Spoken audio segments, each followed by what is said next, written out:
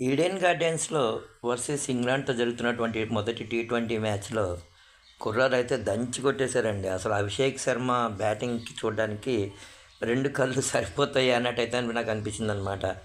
8 సిక్స్‌లు కళ్ళు చెదిరిపోయే సిక్సర్లతో చెలరేగిపోయాడు. సూర్యకుమార్ యాదవ్ కెప్టెన్‌గా రాణించినా సరే బ్యాటింగ్‌లో మాత్రం కాస్త నిరాశపరిచాడనమాట.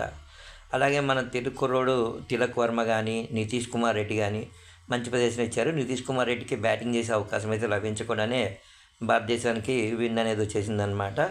చూడాలి రెండో టీ20 మ్యాచ్ మన చెన్నైలో ఉన్నటువంటి చెపక్ స్టేడియంలో జరుగుతుంది. అయితే వాళ్ళొక గొప్ప ఆఫర్ ఇచ్చారండి. ఏదైతే టికెట్ కొనుగోలు చేసి మ్యాచ్ చూడడానికి వచ్చేవాళ్ళు ఉన్నారో వాళ్ళకి చెన్నైలో మెట్రోలో ప్రయాణానికి ఫ్రీ ఇచ్చారనమాట. అంటే క్రికెట్‌ని ప్రోత్సహిస్తూ తర్వాత ప్రేక్షకుల్ని ప్రోత్సహించడానికి ఇచ్చినటువంటి గొప్ప అవకాశంగా దీన్ని మనం పేర్కోవచ్చు అనమాట. క్రికెట్ అంటే ఇండియాలో అంత ఆసక్తి అనేది ఉంటుంది.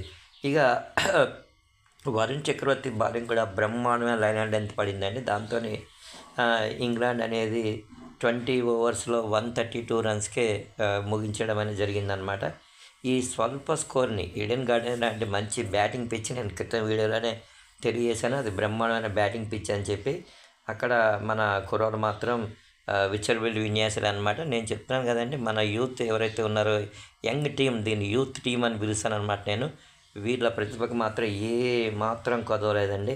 ఎలాంటి స్కోర్ ఇచ్చినా, ఎలాంటి ఛాలెంజ్ ఉన్నా సరే దంచి కొట్టేటటువంటి ఒక టీం మనకి ఈ టీ20 క్రికెట్ టీం అయితే సెలెక్టర్లు బ్రహ్మాండమైనటువంటి కూర్పుతో సెలెక్ట్ చేశారని నాకైతే అనిపిస్తుంది అనమాట.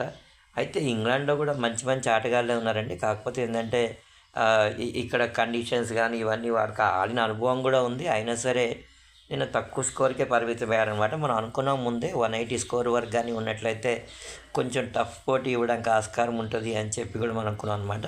అయితే ఈ టీ20లో మన తెలుగు రాష్ట్రాల నుంచి ఇద్దరు ఆటగాళ్ళండి, ఇద్దరు ముగ్గురు ఆటగాళ్ళు ఉన్నారనమాట. నితీష్ కుమార్ రెడ్డి కావచ్చు, తిలక్ వర్మ కావచ్చు, వీళ్ళందరూ కూడా రియల్లీ ఎంతో ప్రతిభకి ఈ యూత్ జట్టు అనేది నిలుస్తుందండి. చూడాలండి.